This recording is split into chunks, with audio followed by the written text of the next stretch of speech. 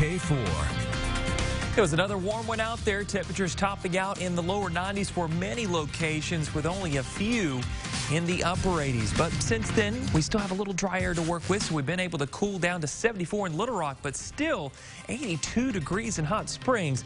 You check and see if that's valid there. 76 in Stuttgart to 72 in Pine Bluff, 70 down towards Clinton. We're starting off the weekend with readings in the 70s, but heading to the upper 80s by 5 p.m. with a small shower possible. We're going to keep this hot trend going, and there will be an end in sight. We'll talk about when as KARK News at 10 starts now. Now, from the station you count on for local news that matters, this is KARK4 News at 10. Killings every day. I didn't know my brother was going to be next. A Pine Bluff family wants justice tonight for a young dad shot and killed on his way home from work. Thanks for joining us tonight at 10. I'm Ashley Katz. Well, good evening, everybody. I'm Bob Clausen. Thanks for joining us. It's been a day since his murder. Our Susan Elcory spoke with several relatives today who understandably would like some answers. He was changing his life around. Outside a Pine Bluff shop named Unity, And he didn't bother anybody. bullets tore apart a family. His sister called me and told me that he had got shot. Chauncey Wilkins can't say much before crying. The future she imagined with her boyfriend Samario Shaw taken by a murderer. Just know I love you and I forever will. My brother with all his friends. This sister scrolls through pictures of the 22-year-old, many showing a proud dad with his toddler. All he cared about was his daughter. He just wanted to make sure she was okay. She says that's what her brother was trying to do Thursday night. He finished his shift at McDonald's, then stopped on West 14th to run an errand, but never made it inside. He had just got off work. He was just walking to the store. This parking lot is where police found him shot multiple times, and it's also where they thought they found a suspect, but later had to release that person, saying there wasn't enough evidence. Y'all destroyed the family. Without an arrest, family and friends find comfort by staying together. 22 years old, he didn't deserve what they dished out to him. Holding on to hope that one day they'll get peace. They need to just turn themselves in because they're not realizing what everybody else is going through.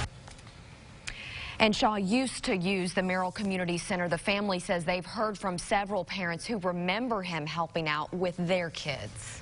Little Rock police arresting a suspect in connection to a murder last night. 20-year-old Marcus Irvin is in jail. Officers were called to Palo Alto Drive just after 6 o'clock. There they found Christopher Little shot multiple times. He was pronounced dead at the scene. Witnesses say 3 people were seen at the end of the street there. They were fighting before the shots were fired. The investigation is ongoing. We'll keep you updated. A disturbing story out of St. Francis County where 2 parents, Carrie Darby and Joseph Phillips, have been charged with manslaughter after their daughter died from apparently methamphetamine. The 2 were booked into the St. Francis County Jail on Monday. Their 13-month-old Delaney Rose Phillips passed away in July.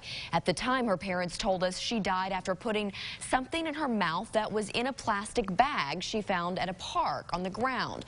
Charges now indicate that substance was meth. A man carrying a gun case near a school will get plenty of attention, just like this guy you're about to see here outside Hurricane Creek Elementary.